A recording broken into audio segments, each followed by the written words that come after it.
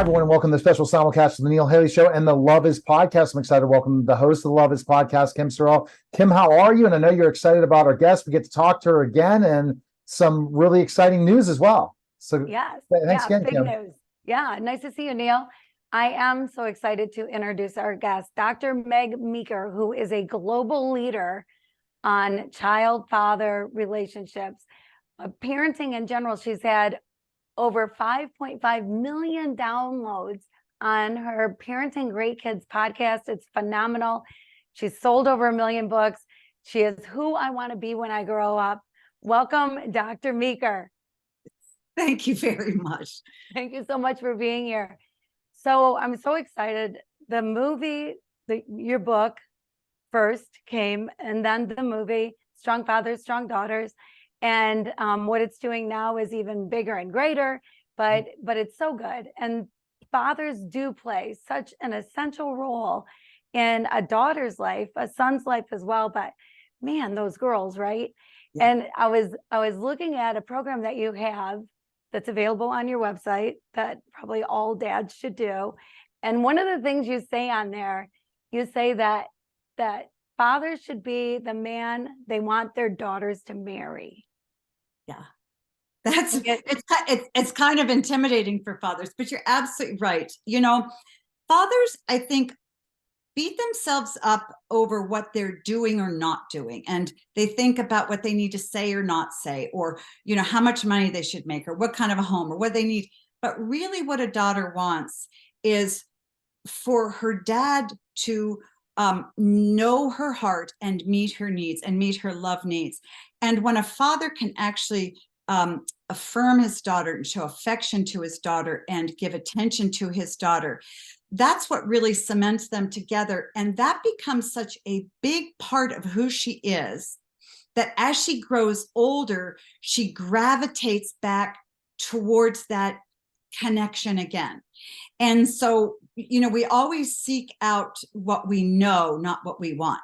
Right. And that's why girls who are abused marry abusers often. But girls who had great dads look for good men. And so that's why dads need to really be that good role model and have that deep connection. And so that's also challenging with a lot of only single parent families now, and where the father's trying to be involved in so many ways. Yeah, it's such more of a challenge. I'm soon to be a divorcee, and it's like it's a challenge, to build the relationship back up after having to go because the relationship didn't work. What recommendation you give to fathers that are single dads? Meaning like they only see them certain times. How do you build that relationship so that they can see that they're still a great role model in their life? Absolutely. I think that single dads, divorced dads need to be more patient, and you need to look farther out in the future. You may not arrive at the relationship you want and certainly can have with your daughter when she's 16 or 17. It may take you till she's 25, because you're factoring in so many other things, the pain of a divorce, what ex-mom is saying about dad, so on and so forth. It's very complicated. But single dads need to know a couple things. You absolutely 100% can have a great relationship with your daughter. Maybe not at 15, she may be hostile and thorny and whoever, but that's not who she's going to be when she's 22 or 25, because she'll develop her own relationship with you. And you need to never, never, never give up, because one of the things that happens is that dads who are divorced get pushed aside. They feel they're not important. Their daughters don't want them. They don't like them. They spew fire at them. And so dads shrug their shoulders and go, I give up. Never, never, never do that, because your daughter always wants you. She just doesn't know it yet. And she always needs you. She just doesn't know it yet. So hold on. You need to be able to hold on longer than a married dad. But you can absolutely raise a great daughter and have a great relationship with her. I love that. In the movie, which they had to come up with a storyline, because your book isn't a story. Your book is the most wonderful advice ever. And so they had to come up with a story. But it seems to me that it really hit those points that you're just talking about. And what we talked about with be the dad that you want your daughter to marry, whatever, everything you've said today. seems to just come through that movie. Do you Yeah. feel the same? Were you happy with how it turned out? I was very happy. I wish that I wish the relationship would have been deeper, but that's hard to create visually. I don't create visual arts. I do writing.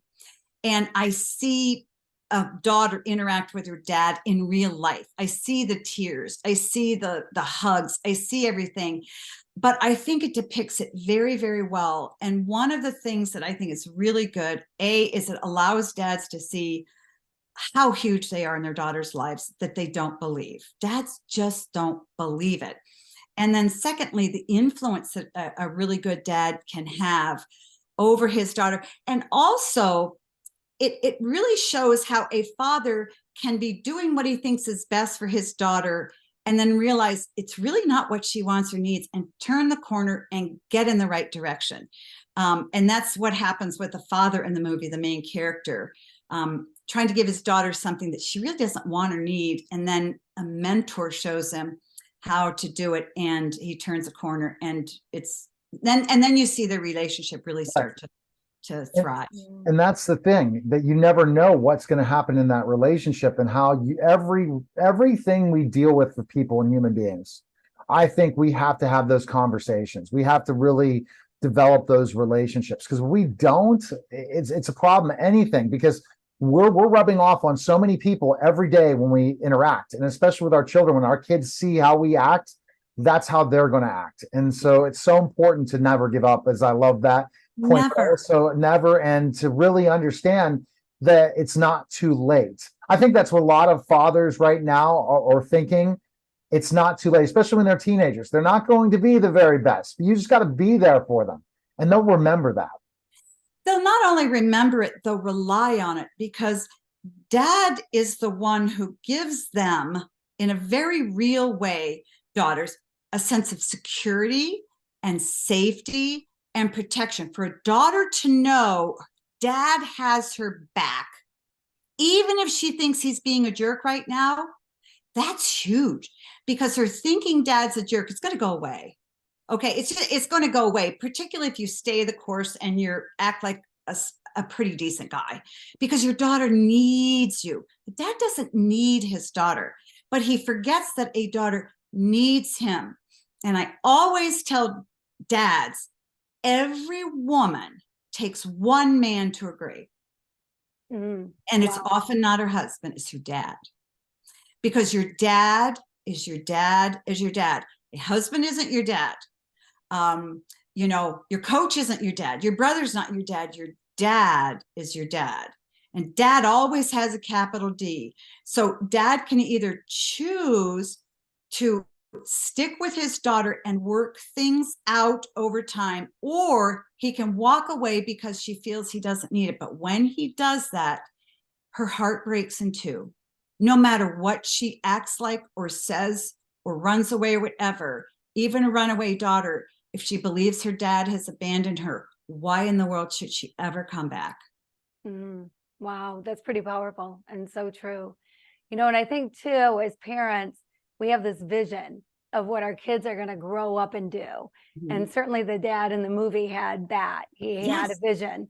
But so often the visions that we have for our kids, we have to remember that they're individuals and they will be adults and making their own decisions and have their own vision.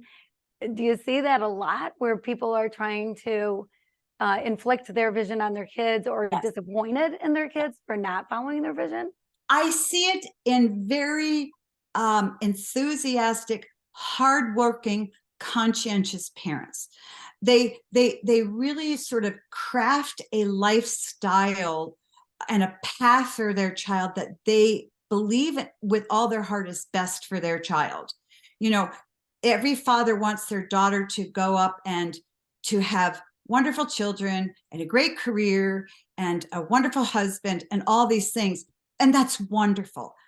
But they have to realize that the path that she may need to take isn't necessarily the path that you desperately want to carve for her, because it isn't good for her. You know, you kind of need to do it together, and to have the freedom to say, you know, my daughter's really good at this and she's not really good at what I'd like her to be good at.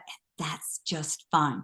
Because if a daughter feels her dad needs to get her into a certain lane in life, she begins to feel, unbeknownst to dad, that she needs to step in that path in order for her dad to continue to love her and accept her. She's so desperate for his love and acceptance. So that's a lot to put on a daughter. So don't do that, but just sort of let your daughter's story unfold and help her along the way, rather than select her lane and throw her into it and push her along it, which is what the dad was trying to do.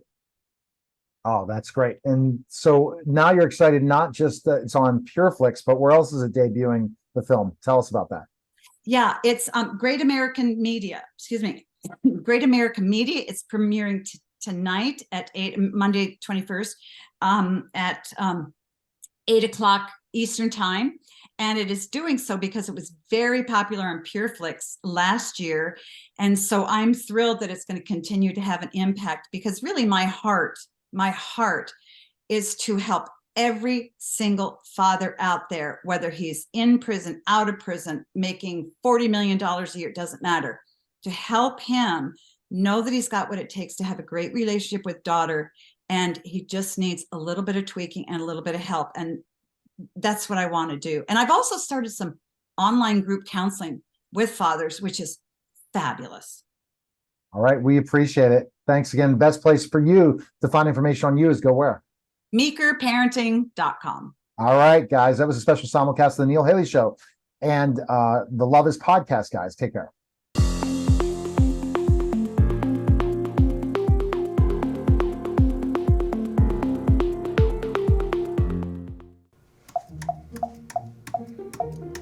I don't know how to edit.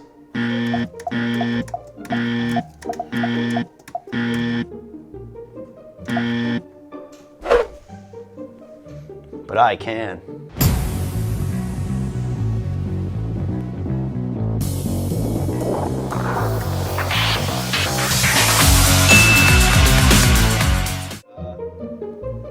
I can't work this camera. But I can.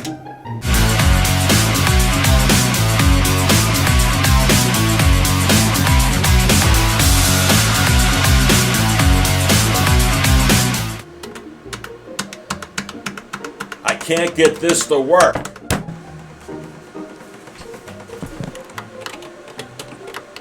But I can.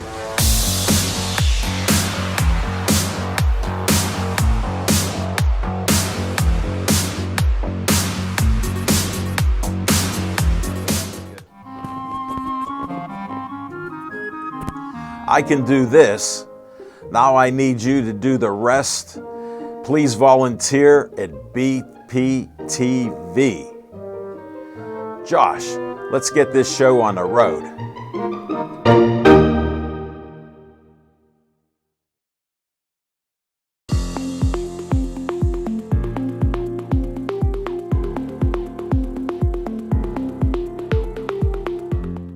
Hi, everyone, and welcome to the special simulcast of the Neil Haley Show and the Love Is podcast in part 2 with my interview with Reese. But I'm going to go this pass right over to Mike, the host of the Love Is podcast, Kim Sorrell. Kim, how are you? And I know you're excited about our guest.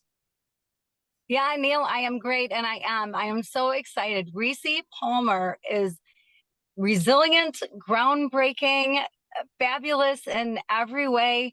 The host of Color Me Country radio show. You've been to the Opry. You've been to the White House. You've done so many things. Revival, I love, love, love. The album Seeds, my favorite song right now of all time, I think. Reese, welcome to the show. Thank you for having me. I'm glad to be here. Thank you. Yeah, I'm so glad Great that you're intro, here. by the way. Thank you. So glad that you're here to join us. I am such a fan. I just admire you in so many different ways. And one of the things that I admire about you is you are who you are. Like you talk about things that other people would not. You address things that should be addressed, but other people would be afraid to address. and you're not afraid of it. You just do what you want to do. And I love that. I love that you have that freedom, that you feel that freedom because you're that gifted and that talented. You should do whatever it is you want to do. And Seeds, man, watching that music video broke my heart. Like I was tearing up watching that video, and love seems to be just kind of woven in everything that you do. And so I'm curious, like in writing Seeds and doing the video and doing all of that, uh, how did that feel for you emotionally? Like what was it like? Well, first of all, thank you for saying that. I so I am from Pittsburgh, as Neil mentioned. I was born in Pittsburgh, but I spent part of my childhood in St. Louis.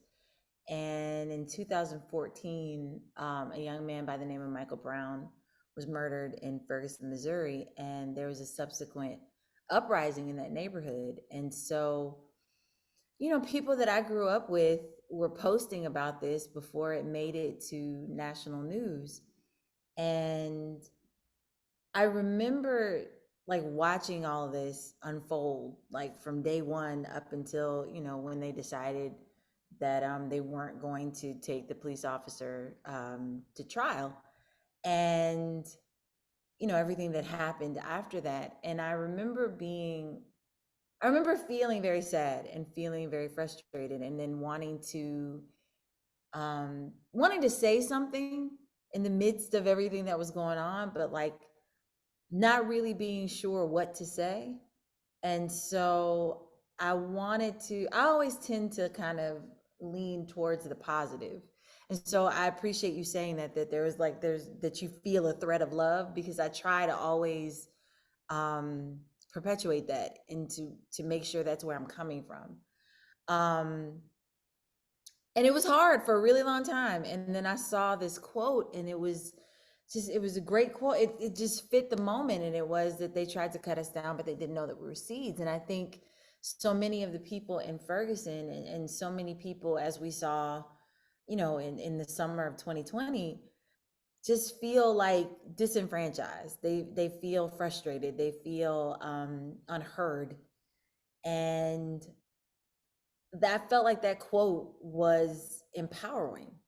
And it was the kind of message that I felt like people needed to hear in that moment. And so it's like, regardless of what the circumstances are, regardless of what outside forces see you as or want you to be, you are who you are.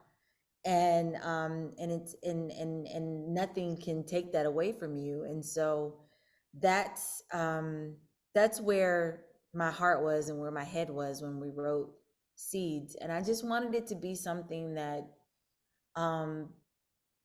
called people to action, but it also empowered people, because I think in a lot of ways you don't really feel empowered in those moments. And so I just wanted to remind everybody that no, you have power. Yeah, Wow. and you did so in such a beautiful way. I love it. It's Thank you. perfect. And Kim, I just think that what Reese's able to do is she really is groundbreaking in so many aspects, and that's what makes her the star that she is today, because she can really relate to those fans. Wouldn't you agree, Reese? That's it. Yeah, absolutely. All right, Kim, next question you have, Reese. Yeah, so I love everything you have to say, and it's so true. I mean, we live in this time of turmoil, unfortunately, and polarization in so many ways, but it's really kind of love that brings us together. And that does seem to be your message, that it's about, people are people all over the world. We're all walking on the same earth. We're all just people, and we should be in this more together. And when I listen to your songs, they feel uniting. And I don't know if you write them to make them feel like that, but man, there's just something about them that it just feels like it's music for everyone, and music can bring us together. The power, music is extremely powerful in that way. And I do like sometimes I don't feel like that. Like I can't say that I wake up every morning and I'm just like, let's unite everyone. But like I I think the overwhelming thing is, again, I'm an optimist. I'm a cautious optimist, but I'm an optimist, and I believe wholeheartedly that the only way we're gonna get out of any mess, and this mess in particular that this country's in right now, is together. That's the only way we're gonna make it out, is together. Mhm. Yeah, I totally agree with that. You know, you call yourself an optimist. I'm an optimist. And I was married for a number of years. My husband passed away a few years ago, and he was a pessimist. But he would say that he was a realist and that I live in la la land. So I think sometimes maybe I put my foot over into la la land, but what a better way to live. I mean, you know, I think we get to pick how happy we are, right? And we get to pick how much we love and how much we share in the world. And so, you know, to pick joy, to choose that and choose to be happy. You've been through some crap in your life. And look at you. I mean, you started singing at such a young age. You've had such a career that's had some ups and downs. One point in time, you were thinking about throwing in the towel altogether, I think, you know, after your Yeah. daughter was born. And but nothing can hold you back because you've got this God-given beautiful talent and that you need to share with the world. So I, for one, am happy that you didn't throw in the towel, that you're here and you're sharing it. But I know that there's lots and lots of me's out there. And going through the tough times, what does that do for you as a songwriter? Does it change what you write? Has anything had, you know, does everything that goes on in your life influence what goes on paper? Oh yeah, no, I write 100% from experience. So yeah, no, the good, the bad, the ugly all ends up for better for worse ends up in a song. And yeah, it definitely, life definitely influences my art, for sure. For sure. I find it hard to write about anything that I don't experience or just relate to very deeply. It's hard for me to find a way into it. Mhm. I know some people are really great at that. Like, there are people that can write just really great stories. Um, I'm not. I'm not that person. Like, Yeah. that's not my strength. My strength is kind of, once I'm able to gain a little bit of perspective on something, then I can step back and I can try to write as honestly as I can about it. And yeah, Impressive that you're doing both, right? Because everyone's now there's songwriters and then there's singers. A lot of people right. aren't doing both anymore. Why is No, it's true. And like, when I came to Nashville, it's actually it's a lot more common now than it was like when I first got started. Like, when I came to Nashville in the early 2000s and worked on my debut album, I was one of the few artists that had a hand in writing pretty much everything on the album. Um, and I remember, because I was signed to an indie, a lot of the majors were like, well, we'd have to find other songs and we'd have to do this and that. And, I'm very thankful that the record label that I was signed to believed in my songs enough to let it go with me as a writer on everything. So yeah, it's important to me. It's hard to sing something if you can't relate to it. Yeah, that's almost like an actor having, but they have to do it. They have to go to who the writer is. But they do put Right, spin, but they do put their spin on acting. I was talking right. to an actor today about it, Costas Mandylor, and he was talking about specifically enough how certain amazing people like Sir Anthony Hopkins, he takes the idea of whatever the writer wants, but creates that character in his own to make it what it is for sure. Yeah, yeah. I mean, there are some people like, and I don't want to downplay singers that don't write, because I think there's an art to being a great interpreter as well. I just, Mm, for me personally, like, some people like Whitney Houston didn't necessarily write every song that she sang, but she was an incredible interpreter. And right, right. so, yeah, and Yeah, that's at interesting. Yeah. times, and a lot of our favorite artists, a lot of the iconic artists weren't necessarily songwriters, but they were phenomenal, you know, what you said, Neil, they were phenomenal actors, phenomenal interpreters. All right. Yeah, that makes a lot of sense. It's so true, and it's like it's two different talents, and if you happen to have It both of them, it's wonderful. But is. writing is different than singing, and so to be able to do both is pretty incredible. Absolutely. Kim, you have that final question you always ask our guests. Go ahead with that question. Yeah, so I lived a year, believe it or not, I dedicated a year to figuring out the true meaning of love.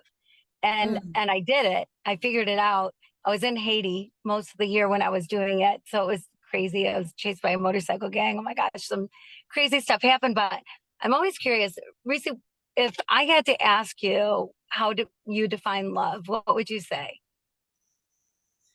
Oh my God. I was going to say, you know the answer, so I want to know.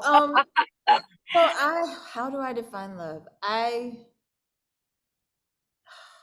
You don't know how right on time this question is. And so like, give me just, I'm trying to find the words because I'm in the process of kind of redefining what I thought it was. Throughout my youth and my 20s, I thought it was one thing. And now that I'm in my 40s, I see it very differently. I think love is, number one, a choice. It's a choice that you make on a daily basis. Just like I think happiness is in some shapes and forms. I think it is acceptance. And what I mean by that is like, it's like an unconditional acceptance, like meaning I see you, I see all of you, like I see the person or I see the thing and I see all of it. I see the negative, I see the positive, and I know how those things affect me and the relationship, whatever the relationship is. This doesn't necessarily just mean like man, woman, romantic or whatever. But I choose it and I accept it. And yeah, I mean, that's all I got right now. I think I like No, it. I like that's it. great. That's good. That's yeah, good. That's really I good. think it's unconditional acceptance. All Yeah, right. well, I'll send you a book and then you'll know all about it. Yeah. Okay, I would love that. Thank Yeah, you. we'll definitely get that definitely off there. Reese, where's the best place people can check you out? Social media, all that stuff, the best place? Sure. My website is reesepalmer.com or reesepalmermusic.com. It goes to the same place. And then everything else is Reese Palmer Music or Reese Palmer Official on TikTok, YouTube, all the All the different books of socials. Got it. faces, Instagrams, all that. All right, Reese, we appreciate it. Thanks again. Thanks, All y'all. right, that was the special Thank you. the Neil Haley Show and the Love Is Podcast. Guys, take care.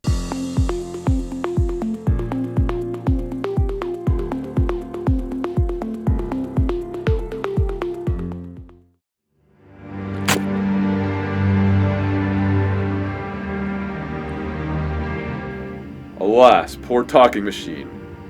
I knew him well. A fellow of infinite jest, of most excellent fancy? Dave, I'm not dead. I'm still doing Pittsburgh Sportsline every Tuesday night and many other weekly shows on BPTV. That's great, Al, but then who's this? I don't know, but we must leave right now. Let's go.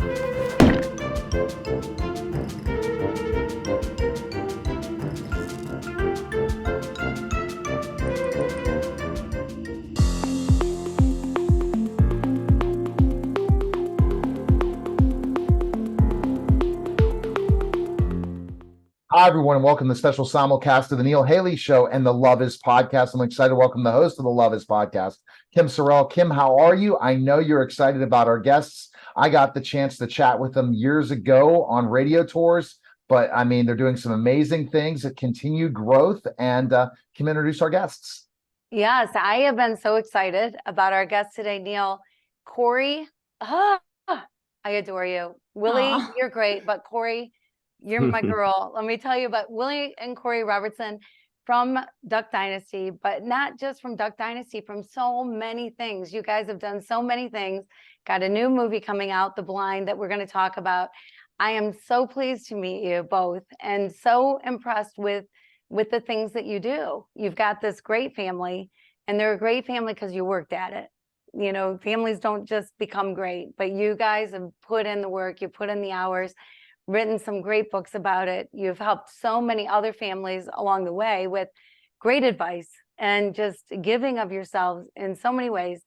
And you must be one of the busiest families on the face of the earth. Like, what is life like for you? Is it crazy? Well, first of all, thank you. I feel like that was the nicest introduction we've ever had. That was so great. Thank you so much. Yeah, life is a little bit crazy and busy.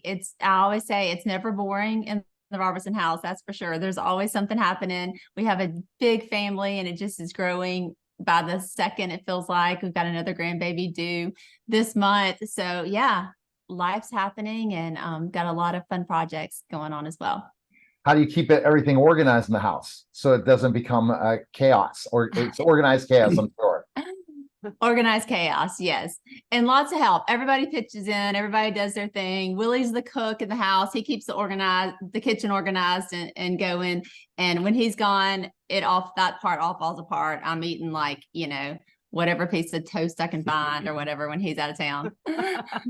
Apples and peanut butter are kind of my go-to. Yes. Kind of nice to have a cook in the house. So grandparenting. So parenting and grandparenting. I remember before my first child was born, everybody would say, oh, just wait, just wait. And I thought, oh, I already love the baby. What are you talking about? Just wait.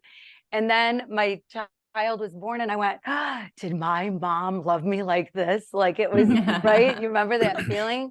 Yes. Well, and then grandparenting, people would say, just wait, just wait. And I'm like, I've got kids. I know what it feels like. And then when my first grandchild was born, it was like the moment my child was born times 10. Mm-hmm. Isn't it just the craziest? And you've got another one coming. So how many grandbabies does that make for you? That'll be 7. And it's so fun. And Willie's the cutest granddad ever. Yeah, we've got, they all live pretty close. So they're over at the house a lot for sure. Yeah. So Willie, how do you feel being called a granddad now and all that? I really don't. Yeah, I don't mind it. I like it. Yeah, it's just I can see so much of my kids in them, and so that's what makes it really neat. Also, with a whole new lease on life as well. So yeah, they've all got their little personalities, and so just watching how they're starting to grow, and who they remind me of, or if they're like even their mom or dad. Which some of the moms or dad, we're still trying to get to know them. It's been a few years just since they married in the family. So it's real fun. And it's just exciting to see where they're headed. Awesome. Yeah, it can be interesting watching how your kids parent, right? I mean, it's a whole different thing. But those grandbabies, so I'm sure they have names for you. Did they come up with what they call you, or did you want to be called something special? What do the kids call you guys? Yeah, they call me Dubs, I guess for Willie for the W. Yes, Willie's Dubs and I'm KK. I started out K Mama and it just kind of evolved into KK. So I feel like we'll see which one sticks, but right now it's KK. Yeah, I love that. I love it. I'm Uma, by the way, like Uma Thurman. So the first, isn't that cute? Love it. When my oldest So grandchild, who now has graduated from high school, when they could talk, you just say grandma, and it came out Uma. And so Uma has stuck. That's it. I love it. I love it. So Willie, how do you think the brand from Duck Dynasty has become a lifestyle brand? How did you guys really kind of figure that out so that you can make a difference in the world, but also become and get the word out so much? What do you think was that process from, the success of the show to now a brand lifestyle? Well, I think authenticity was a big key to it. And I think people saw the show. They actually saw a lot of themselves in our show, some of their family members, or, it's funny. People tell me like, my dad's just like your dad, or our mom's like your mom is, or, we've got a crazy uncle, kind of like Uncle Si. And so they see even with Corey and I's life with just all the busyness and, with the kids and trying to run a business. And so I think people did see themselves in there, but they also saw things perhaps that they wanted to strive to do. Probably just the simplest was the family dinner. It just seemed like so many people had gotten away from that, and they, everybody tends to be running and gunning, and they just don't sit and have those times to share. And so, and with the family prayer also, at the end of the show, so some of it's just kind of, I guess, old timey things, and so it as far as a brand goes, it allowed us to take that, to show people more and help people more, and and put that in to products or books or podcasts or whatever that is. It's that that kind of faith and family kind of idea mixed in along with your business, which is kind of what the show was about. Yeah, I love that. I love that. I think part of what made it so special in my mind is that you did so openly share, that it wasn't something that you hid.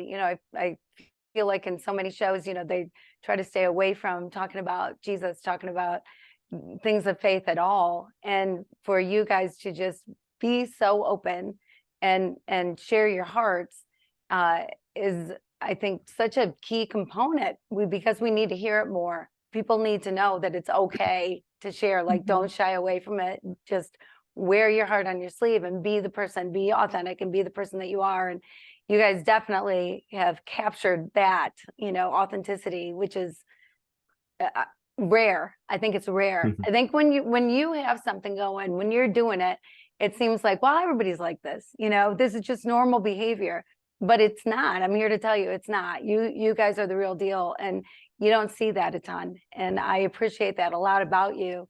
And so the roots, though, that you came from, Willie, the movie, The Blind, is incredible, first of all, but the story of your parents, and did your grandson play you in the movie? He did. Yeah. My oldest son's son played me in the movie, which was really neat to see me being portrayed as a 2-year-old from my grandson. So yeah, that was one of the really cool parts. And we had a couple of parts in the movie like that, where people played different folks from our family, for different people in there. And so, yeah, that was real neat. And as far as what you said about the show, is that which also is about the movie as well, which is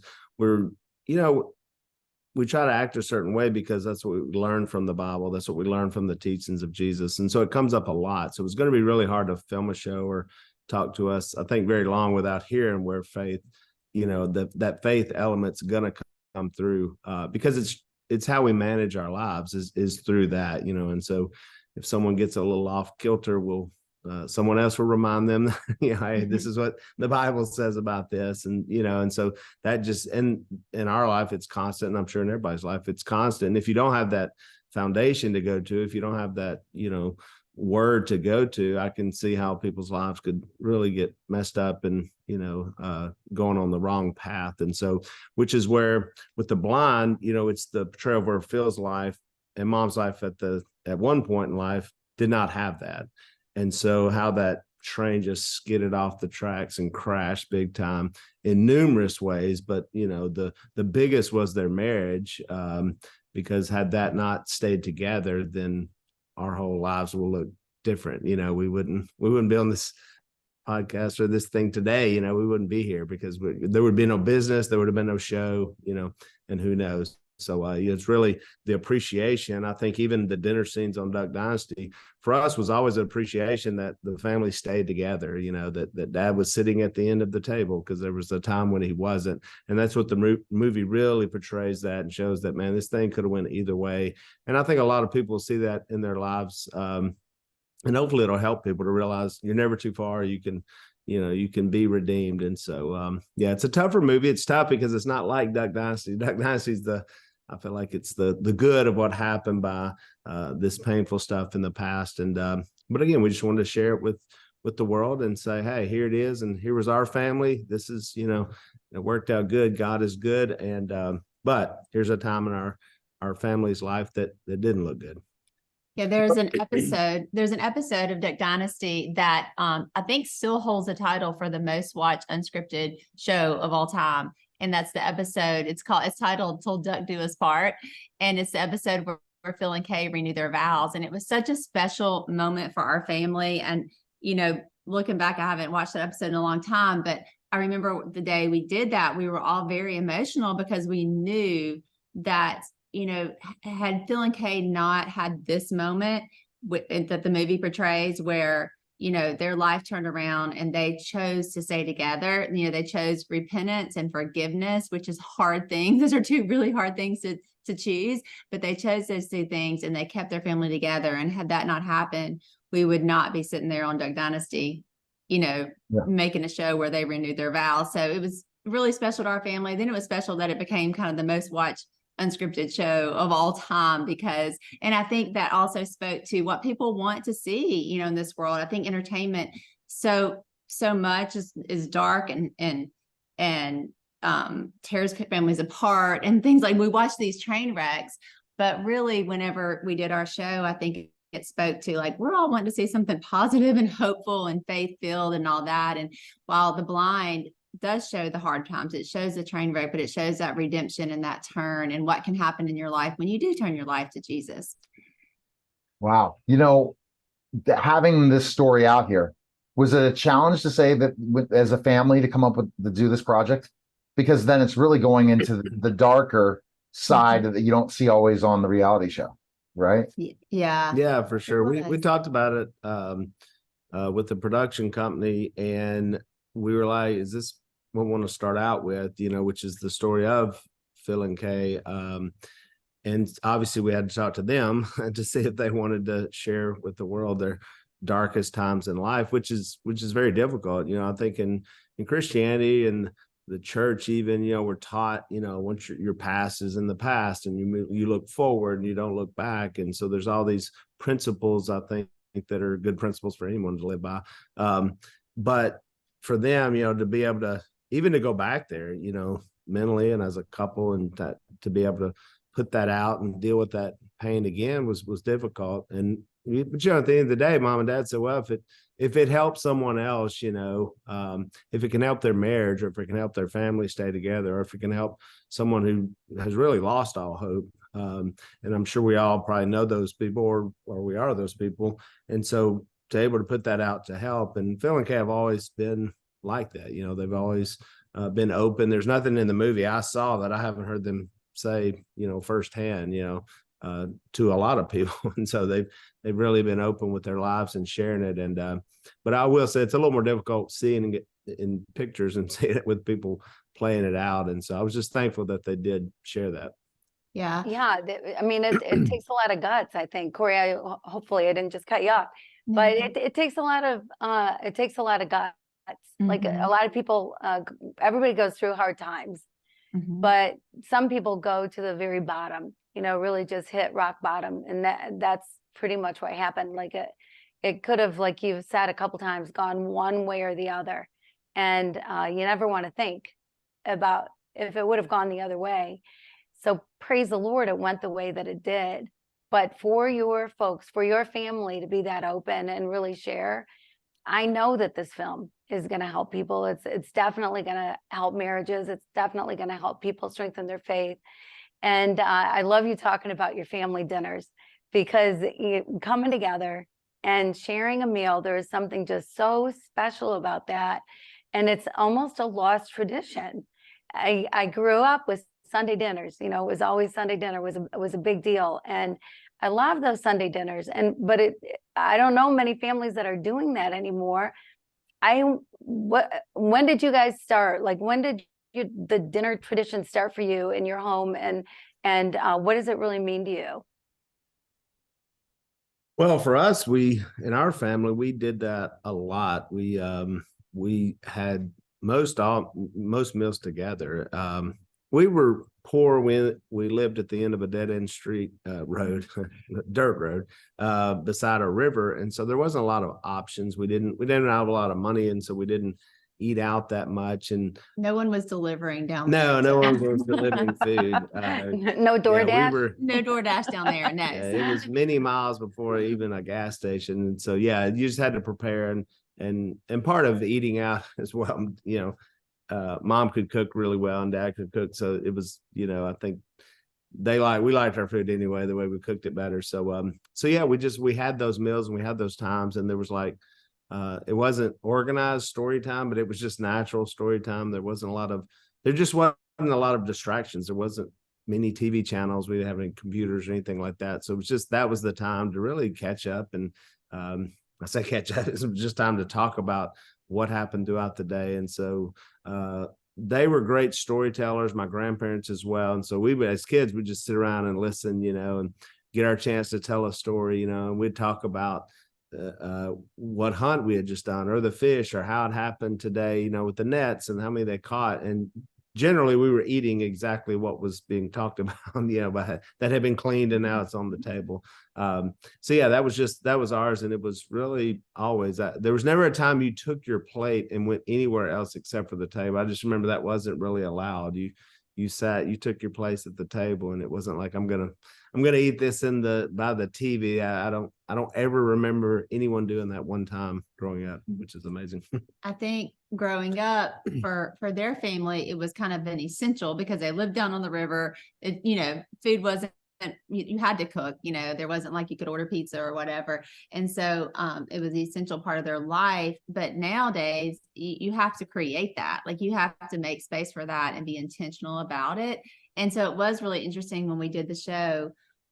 We had that dinner scene at the end because that is important to our family, and we love that time together as a family. And also we hunt and that's kind of like the idea of showing that, circle of life. It is part of our way of life and what we do. But we had that, not really realizing the impact that it would make. But after the show came out, so many people came to us and said, because of your family, because of the show, our family now is being intentional about having a prayer and sitting together around the table. So we really just saw the impact of entertainment, which kind of led us to the production company that we have now. We started Tread Lively Productions because of that, because we just saw that, like, oh, just that little thing, that small thing that seems small to us of having a prayer and a time around the table made such an impact in a lot of families' lives. And people would come up with tears in their eyes and tell us about how it had impacted their family because they're being intentional about that time together. And that led us to say, like, okay,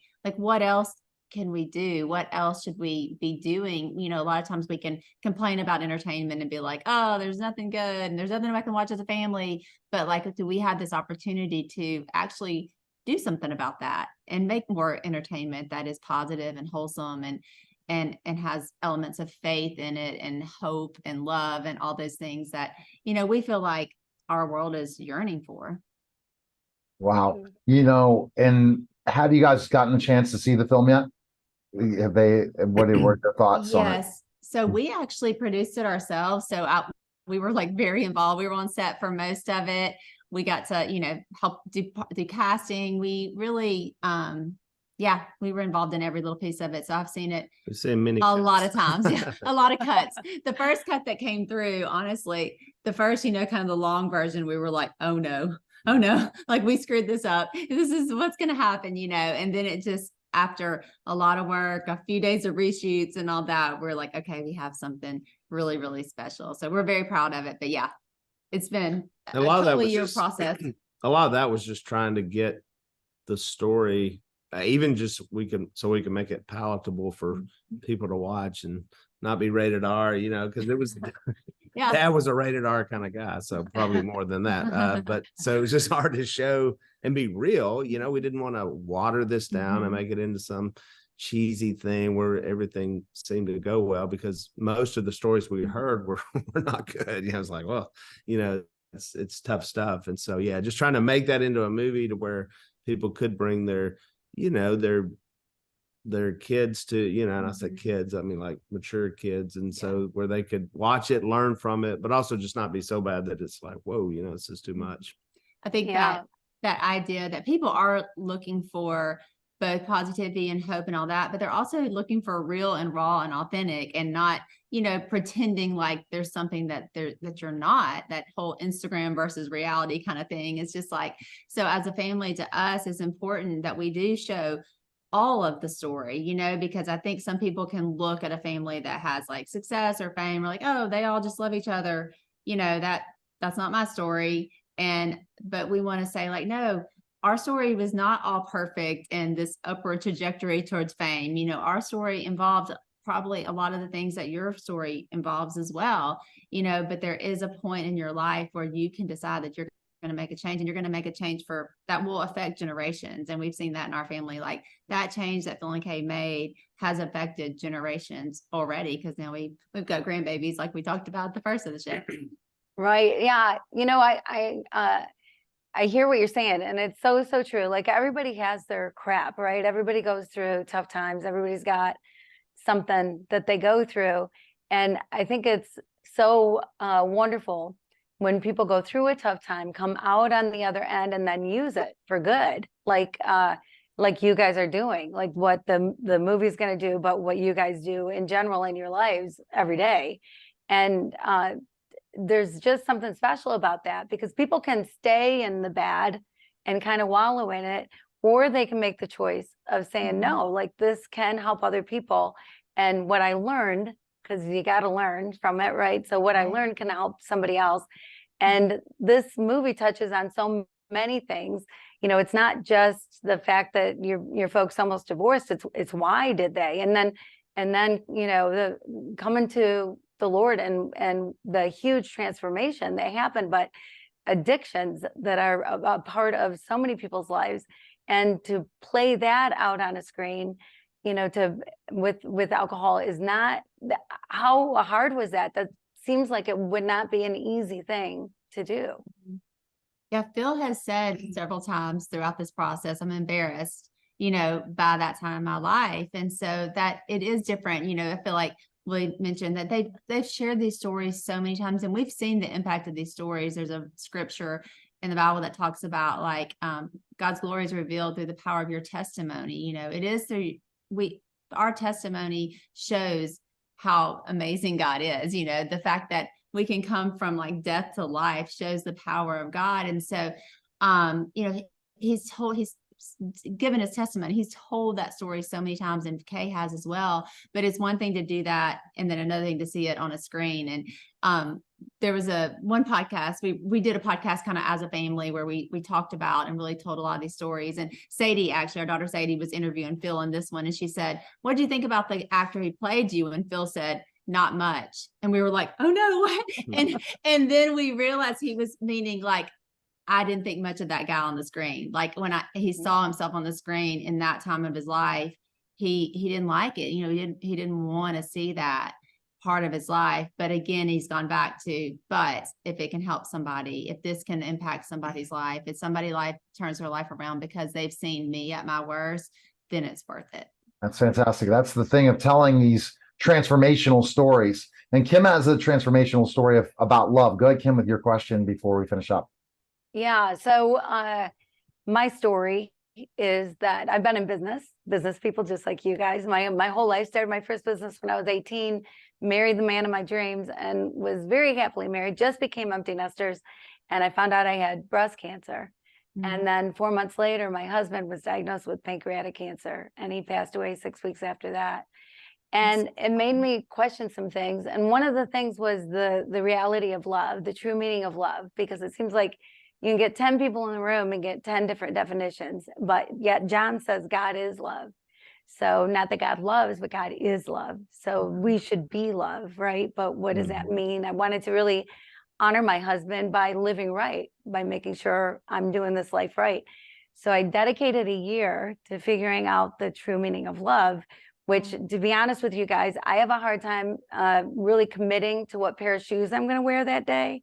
So to commit a year to something was a real stretch for me. And but I took the love chapter, you know, love is patient, love is kind, 1 Corinthians 13. And I took one word a month and figured out, what is love that is patient? What is love that is kind? And the majority of the time I was in Haiti. I was working in Haiti after the earthquake. And so that's where I was doing my research. And the things that I found out about love blew my mind, rocked my world out, and changed my life. And I think love so often is misunderstood.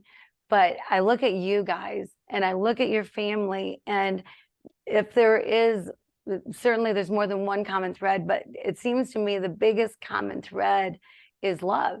Like you guys exude it. You exude it for each other. You exude it for others as well. not just each other. And what does love mean to you guys? And where does it play the role in your life? Where is it? I think that's great. Yeah, Yeah, that's so I would beautiful. probably start with 1 Corinthians 13. That'd be a great place to start as far as, how we try to encompass love and what that is. And you're right, it's a broad word. And so it's thrown around for a lot of different things. And so I think the true meaning, which what comes back for us is, the love that Christ showed, for us, and then trying to implement that in our own lives. And that's where I think that's the message Phil heard. That's the message Kay heard, that turned them around in that story. And the dad ran it as close as he could. And I always used to think like, man, my testimony is not near as powerful as Phil's, but I'm actually very thankful that it's not, that I didn't have to take it all the way to the edge. And so we love hearing those stories, but then again, not having to go through that and realizing that was the love. And then there was a deep love that Kay had, that she committed to her marriage to say, I'm gonna stick this out,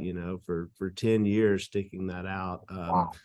The love for not just Phil, which was probably, I'm sure, waning at the time, but it was the love for us, for her children, knowing that it would be best if we stayed together and that we, had our father in our home. And not that God's love can't cover that and new things be created and God can fix our messes that we make. We're just fortunate that this one, and then all of it was rooted in love, from the message to the family to all that. We saw that actually lived out. It wasn't just said, it was actually lived out. Oh, wow. Where the movie again comes out, as I'm looking at it, it comes out in theaters on September 28th, and people can find information on the film. Where can they go? And go to theblindmovie.com. And yeah, we're so excited for it to come out, for people to see it. It's going to be in theaters all over. And, one of the things we found out is super helpful for films like these, like independent films like these, if you go ahead and pre-buy your ticket. So you can do that on theblindmovie.com. You can type in your city and your state, and it'll tell you exactly what theater. And if you pre-buy your ticket, that helps a ton, helps us to get in more theaters, get the word out there even more. All right, fantastic, guys. We appreciate it. Again, that was a special simulcast of the Neil Haley Show and the Love Is podcast, guys. Take care.